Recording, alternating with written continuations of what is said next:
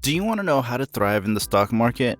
Do you, however, find it boring to read business novels or textbooks? Without reading 800-page financial books, there's another amusing and instructive method to learn about finances. Here are 9 must-watch investment-related movies that you should binge watch right now. Number 9. Boiler Room. Giovanni Ribisi, Vin Diesel, Nia Long, Ben Affleck, Nicky Katt, Scott Caan, Tom Everest Scott, Ron Rifkin, and Jamie Kennedy are among the cast members of Ben Younger's 2000 American crime drama film Boiler Room. When screenwriter Ben Younger applied for a position at the brokerage firm Sterling Foster, he got the concept for the movie. Younger said, "I walked in and immediately knew, this is my movie. I mean, you see these kids and you know something is going on." The movie received nominations for a number of honors, including the 2000 Deauville Film Festival, British Independent Film Awards, and 2001 Black Reel Awards. Award recipients: 2000 Film Independent Spirit Awards Special Jury Award. Number 8. Margin Call. Margin Call, the assured feature film debut of writer-director J.C. Shander, a skilled commercial filmmaker, offers the best fictional analysis of the current financial crisis. It's on par with Charles Ferguson's insightful, incisive documentary Inside Job and vastly superior to Oliver Stone's vacuous documentary Wall Street, Money Never Sleeps.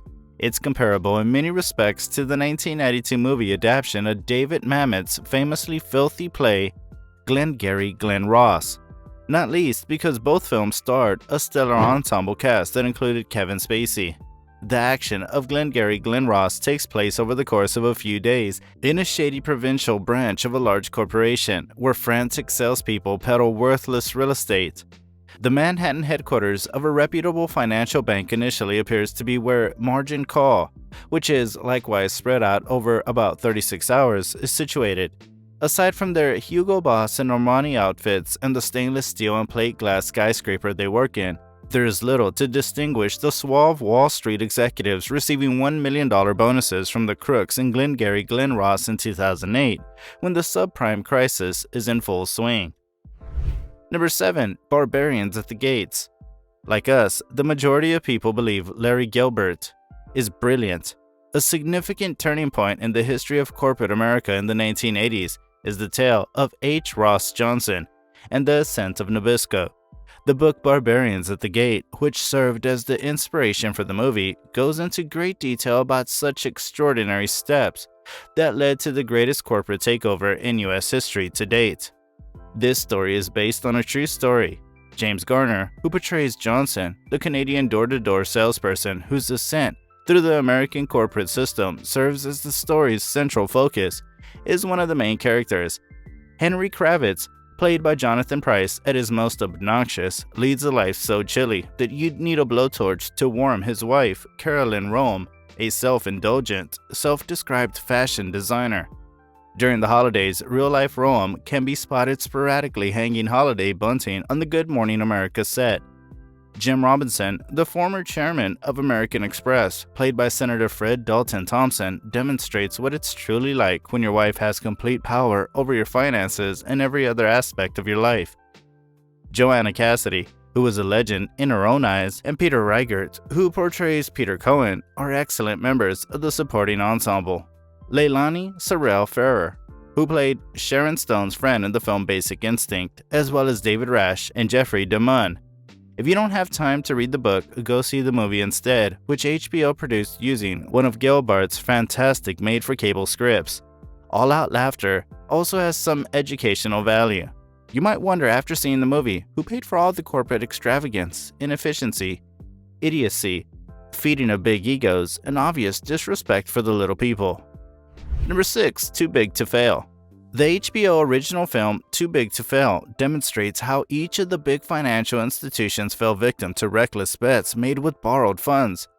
AIG, Bank of America, Merrill Lynch, and Lehman Brothers were all destroyed by the sale of subprime mortgage loans and bogus stock. Unfortunately, as we see in this movie, and as many Americans recall, the American taxpayer was forced to bail out each individual when the federal government in Washington, D.C. made the decision for it. Given that this movie is an adaptation of the same titled book by Andrew Ross Sorkin, director Curtis Hanson stays true to type. The acting in the movie is excellent, particularly that of William Hurt as Henry Paulson and Secretary of the Treasury, and veteran Paul Giamatti as Ben Bernanke, Chairman of the Federal Reserve. Additionally, it was lovely to see James Woods and Cynthia Nixon from Sex and the City in supporting parts. Ed Asner's portrayal of Warren Buffett was also enjoyable. This movie confirmed what we already knew. Huge financial institutions and political officials are connected and corrupt, and the regular person pays for their escape since they are obviously too big to fail. Number 5. Wall Street. Oliver Stone is the author and director of the 1987 American drama film Wall Street. Martin Sheen, Charlie Sheen, Daryl Hannah, and Michael Douglas all appear in it. Bud Fox, a young stockbroker, is the subject of the movie, which stars C. Sheen. Gordon Gekko Douglas, a powerful and cunning corporate thief, becomes entangled with him. In the movie, which is now regarded as an iconic representation of 1980s excess, Douglas' character claims that greed, for lack of a better word, is good. The movie was also successful in encouraging viewers to work on Wall Street.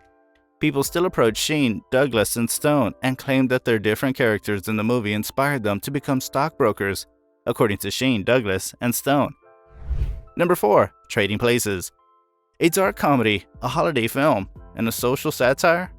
All in one with sharp writing, a great cast, and one of the most satisfying deserving film endings of the 1980s. This is most likely one of the funniest movies of the 1980s. It's not simply a play on the age-old nature versus nurture debate, but also a lighthearted critique of the 1980s greed is good era. Due to the presence of two of Saturday Night Live's top stars, it also serves as a nice generational bridge. The movie centers on a wealthy commodities broker, Aykroyd, and a desperate street hustler, Murphy. Their paths cross when they are unknowingly included in a complex wager to see how the two men will react if their situations are reversed. Number 3. Glengarry Glen Ross.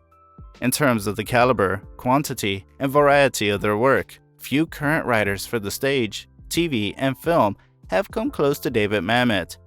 Glengarry Glen Ross is one of its apex works and typifies his highly distinctive ear for American demotic at its most inventive and colorfully obscene. Is Glengarry Glen Ross truly about salespeople, or is it more about the failing society that creates and supports them?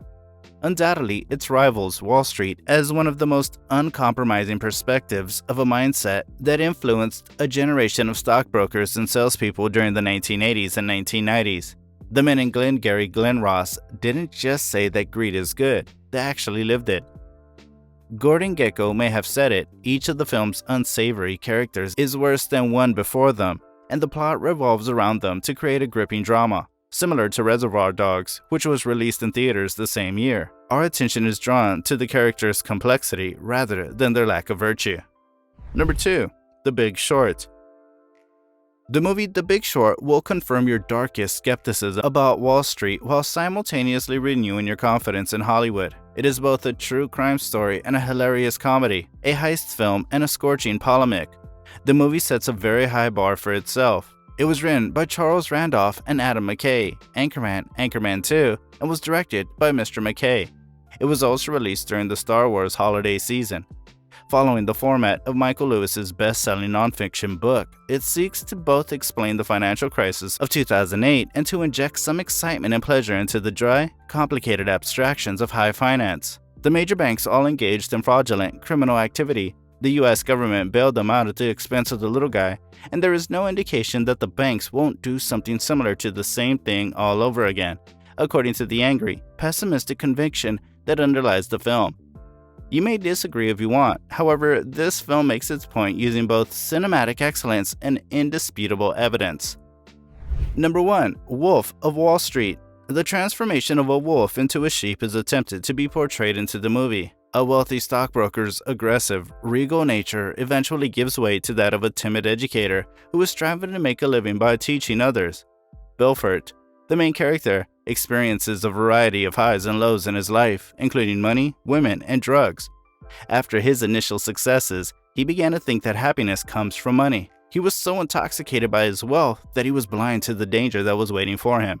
He was momentarily blinded by transition bliss due to his insatiable quest for life's more intense pleasures. The character of Belfort is a perfect example of how hedonistic a man is. His irrational views on capitalism make him the Wolf of Wall Street, making him a difficult-to-sell character. Scorsese takes a chance on the lead character, which is typically considered to be a likable one. So for 3 hours, we experience a roller coaster of amusement, discomfort, excitement, aggravation, surprise, astonishment, and more. Additionally, The Wolf of Wall Street turns into an accurate portrait of society. In addition to stockbrokers, corruption also appears in a wide range of other industries, including politics, business, finance, the media, etc. Fraud has become such a routine occurrence in our environment that it's frequently overlooked. This message gives the movie a satirical edge, which Scorsese can pull off with ease. Anyone interested in becoming a finance professional must see these movies. But even if you're not considering a career in finance, these movies can provide you with some insight into the crazy and occasionally absurd world of finance. The saying, "truth is stranger than fiction," fits here though. The 2008 financial crisis, the collapse of Enron, and the Madoff scam are just a few examples of how much more incredible real life can be than anything Hollywood can conjure up. Subscribe for more content just like this one and share it with your friends. Also, don't forget to smash that like button and also press the bell icon to get notified about our new videos. Until then, fellas,